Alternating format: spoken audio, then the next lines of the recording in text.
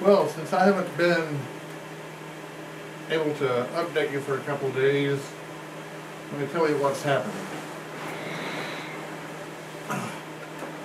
They did a CAT scan on my chest, and all the doctors except for Dr. Kitten, the heart doctor, agreed that it was an abscess. Dr. Kitten says, I disagree, it's not an abscess, it's not my problem. So now, well, that happened. I said, well, can y'all at least do an ultrasound guided, what's it called? Let me look it up for you real quick. Let's see. Something synthesis.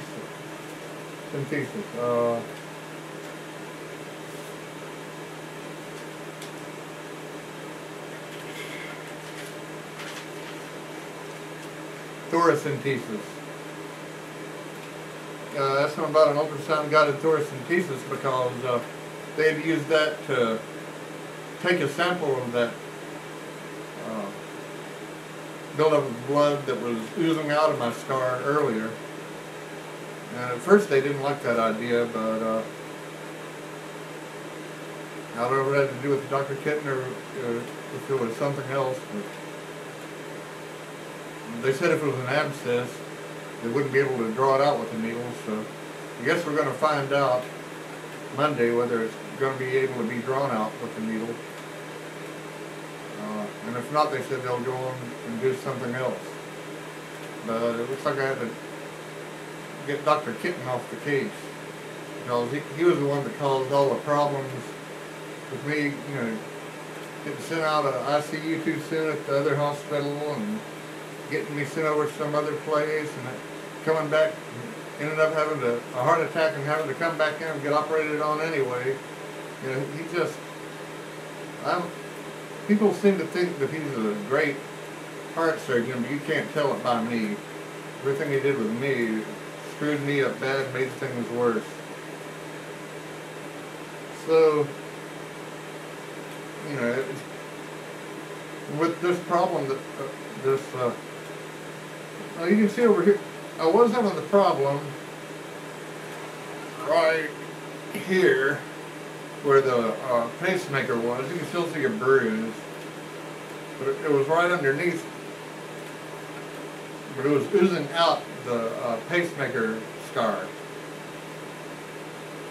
But it's been shifting from over here to over here, and sometimes here.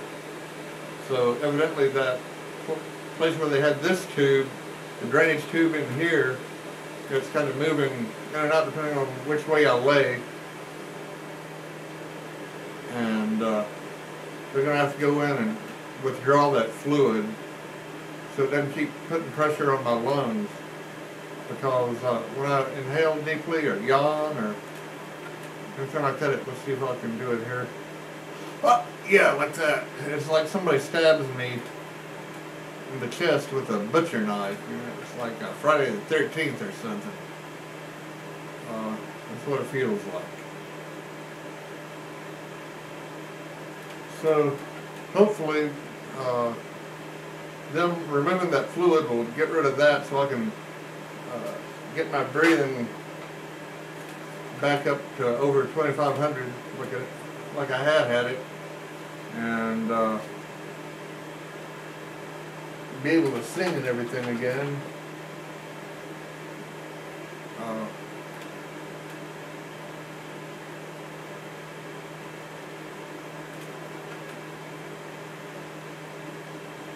I'm really looking forward to getting out of here as soon as possible. So I hope the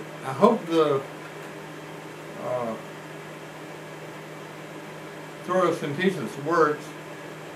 If not, there could still be something that's causing it to continue to leak blood and continue to build the pressure in there. That has me a little concerned because it has been continuing to build the pressure. It started one side of my neck and then up the other side of my neck, and I've been in bad pain the last couple of days.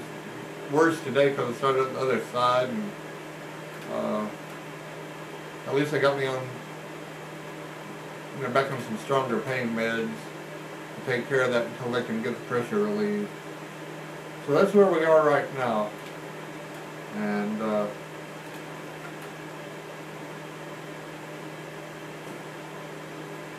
so peace, everybody, and this is the kind of thing you have to go through when you get older, If you're ever looking at having to have a quadruple bypass, well, mine, it was going to be a quadruple, but they couldn't get to one of the arteries, so they had to do a triple. So, when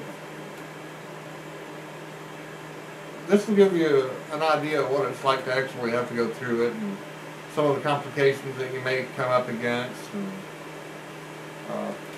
at least if it does happen to you, you won't be taken by surprise like I was, because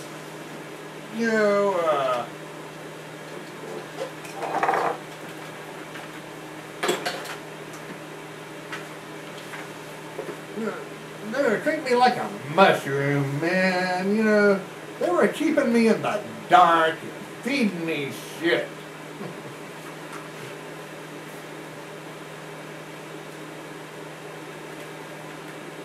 So, this is Crazy Cow signing off.